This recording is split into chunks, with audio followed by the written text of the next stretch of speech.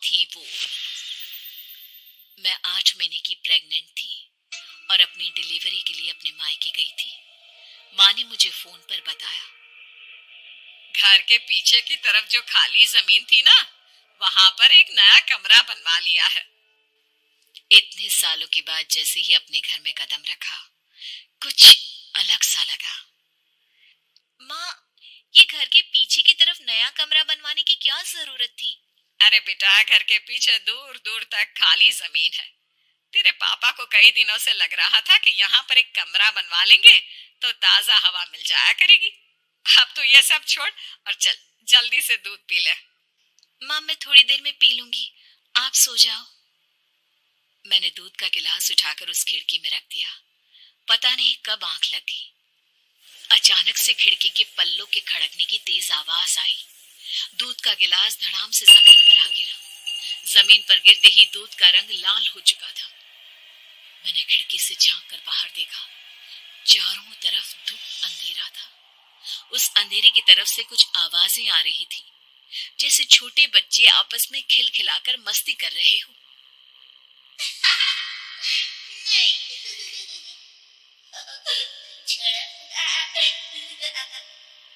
इतनी रात को इतने घनघोर अंधेरे में बच्चों की आवाज कैसे आ रही है?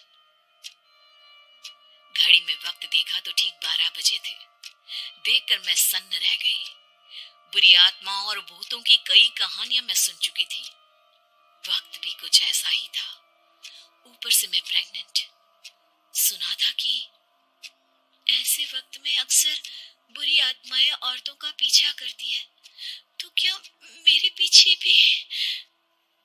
पसीने से तरबतर बड़ी मुश्किल से, जैसे कांपते हाथों से मैंने उस खिड़की को बंद किया।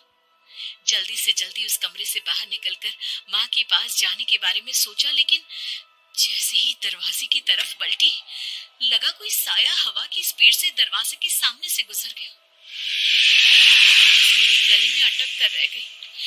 मैं जोर से चीख कर माँ को बुलाना चाहती थी, लेकिन वो आवाज खुद मेरे कानों तक नहीं पहुंच पा रही थी। तो माँ तक कैसे पहुंचती? खिड़की के पल्ले एक बार फिर तेज हवा के झोंके से धड़ाम करके खुल गया और पूरी ताकत से मैं चीख पड़ी। जानती थी मेरी चीख की आवाज सुनकर कुछ ही सेकंड में माँ वहां पहुंच जाएगी, लेकिन ऐसा कुछ हुआ ही नहीं। मेरा कलेजा डर के मारे फटा जा रहा था। आखिर माँ ने मेरी आवाज क्यों नहीं सुनी? इतनी गहरी नींद में तो माँ कभी नहीं सोती। ठीक पीछे खुली हुई वो खिड़की। मुझ में इतनी ताकत नहीं बची थी कि मैं पलटकर उस तरफ देख भी सकूं। हवा का एक सनसनाता हुआ झोंका उसी वक्त मेरे कानों से आकर टकराया। लगा जैसे किसी ने दबी हुई आवाज में धीरे से मुझसे कहा, चली जाओ यहाँ से। मैंने दोनों हाथ अपने कानों पर रख लिए और एक बार फिर ताकत लगाकर जोर से चीखने की कोशिश की। माँ! पापा! मेरी आवाज उस कमरे की दीवारों से टकराकर वापस मुझे ही सुनाई दे रही थी। जितनी ताकत के साथ मैंने चीखने की कोशिश की थी, कुछ ही देर बाद उससे कहीं ज्यादा तेज और दर्दनाक चीख मुझे सुनाई देने लगी।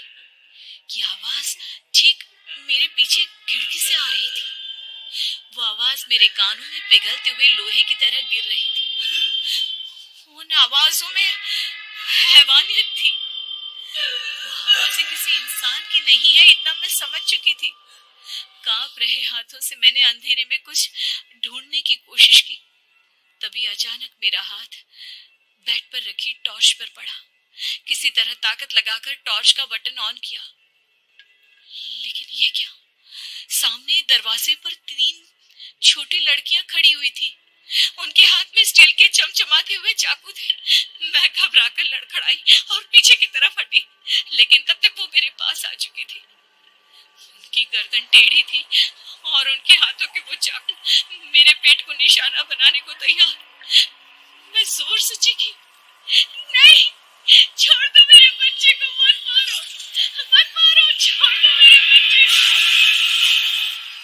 सोनाली, सोनाली, क्या हुआ बेटा?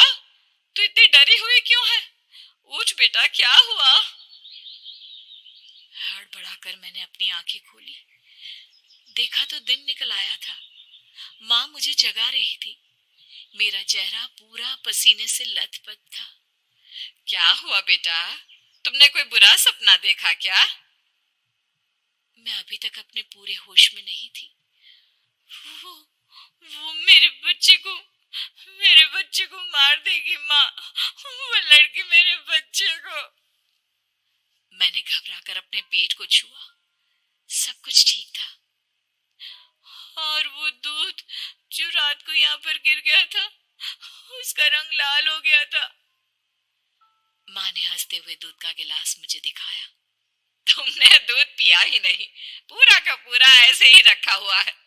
तुमसे कहा था ना सोनाली, सेहत के लिए लापरवाही ठीक नहीं बेटा। लेकिन मैंने तो सब कुछ अपनी खुली आंखों से देखा था।